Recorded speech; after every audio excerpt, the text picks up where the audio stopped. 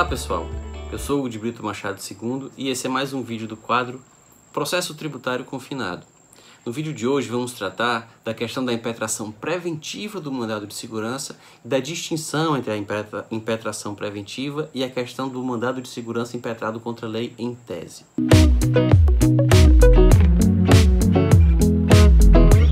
Existe um entendimento, inclusive formulado, segundo o qual não cabe mandado de segurança contra a lei em tese. O que isso significa?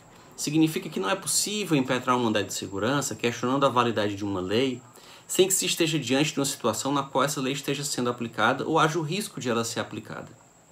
E a razão para isso é muito simples.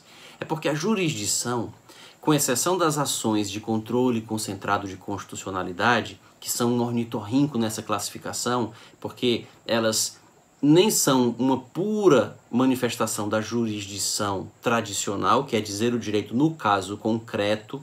Então não existe um caso concreto numa ADI, se questiona a lei em tese, tal como na atividade legislativa. Quando o legislador revoga uma lei, ele está operando no plano das leis em tese, ele está no plano da abstração, fazendo uma alteração na ordem jurídica que terá efeitos erga omnes, quando revoga uma lei.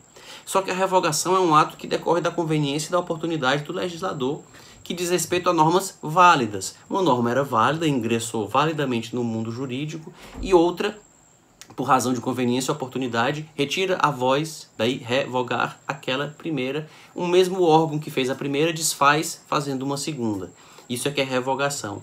Então, o julgamento de uma ADI lembra uma revogação, porém, se dá por uma razão ligada à invalidade. A lei anterior era inválida, a lei tida por inconstitucional é inválida, e isso é declarado numa decisão. Porém, uma decisão com efeitos erga omnes, daí ser um ornitorrinco. Nessa classificação entre aves e mamíferos ou entre jurisdição e legislação. Atividade ou função jurisdicional e função legislativa. Porém, em relação especificamente ao mandado de segurança, qual a pertinência dessas ideias? É de que, na jurisdição tradicional ou clássica, sempre há um caso concreto, dizer o direito no caso concreto. Daí porque não cabe mandado de segurança contra a lei em tese, mas não cabe também ação declaratória, não cabe ação nenhuma, salvo as de controle concentrado de constitucionalidade.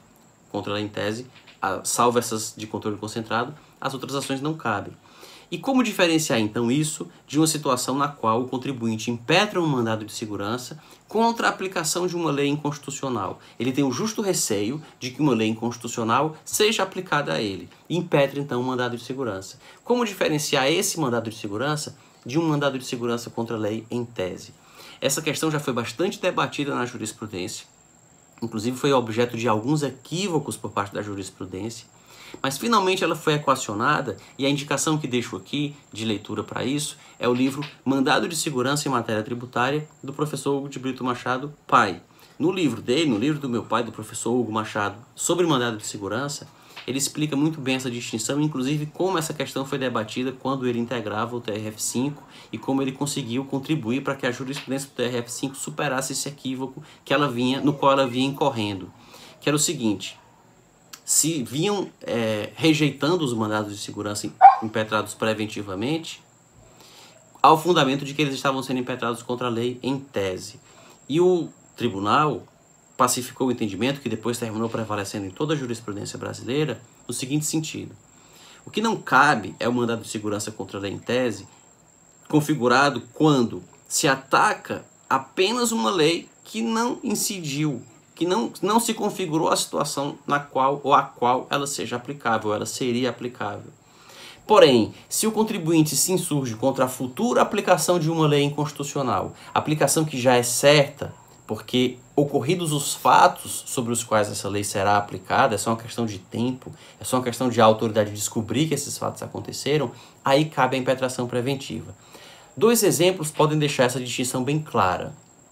Pensemos no seguinte: pensemos em um contribuinte que se insurge contra, por exemplo, a cobrança de determinado tributo sobre a sua receita. O contribuinte possui uma receita, todos os meses ele fatura, vende mercadorias, presta serviços, aufere essas receitas, e existe um tributo que a lei determina que seja pago sobre essa receita. E o contribuinte entende que esse tributo é inconstitucional, ou a lei que cria o tributo é inconstitucional.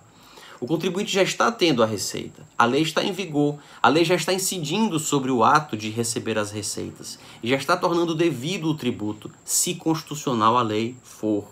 Se esse contribuinte for apanhado por uma fiscalização da Receita Federal, ele será autuado. Os fiscais aplicarão a lei, porque eles têm uma atividade vinculada, eles não podem deixar de aplicar a lei.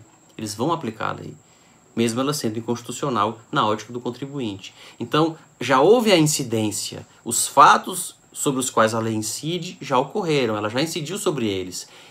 Esses fatos, coloridos pela incidência da lei, para usar uma terminologia de Pontes de Miranda, já produziram efeitos no sentido de que o tributo é devido, se a lei for válida. Mas o contribuinte quer questionar tudo isso ao argumento de que a lei é inconstitucional. Ele tem, portanto, o justo receio de que a lei inconstitucional será aplicada e ele pode entrar com mandado de segurança preventivo. Não se vai questionar prazo de 120 dias, porque ele está se insurgindo contra a futura aplicação da lei inconstitucional. O ato coator nem aconteceu ainda, então obviamente que não existe prazo. O STJ chegou a decidir em alguns momentos que haveria um prazo contado da publicação da lei, o que é um verdadeiro absurdo, revela uma mentalidade destinada e preocupada a encontrar e criar problemas em vez de resolver. É óbvio que o prazo não começa da edição da lei inconstitucional, até porque essa lei pode ter décadas e o contribuinte começou a funcionar só agora, começou a praticar fatos que reclamam a aplicação da lei só agora, e se insurgir contra essa aplicação só agora também. Então não existe prazo. Mas pensemos na situação inversa. O sujeito ainda nem começou a operar. O sujeito nem começou a realizar atividade nenhuma. Não existe nenhum fato sobre o qual a lei inconstitucional possa ser aplicada.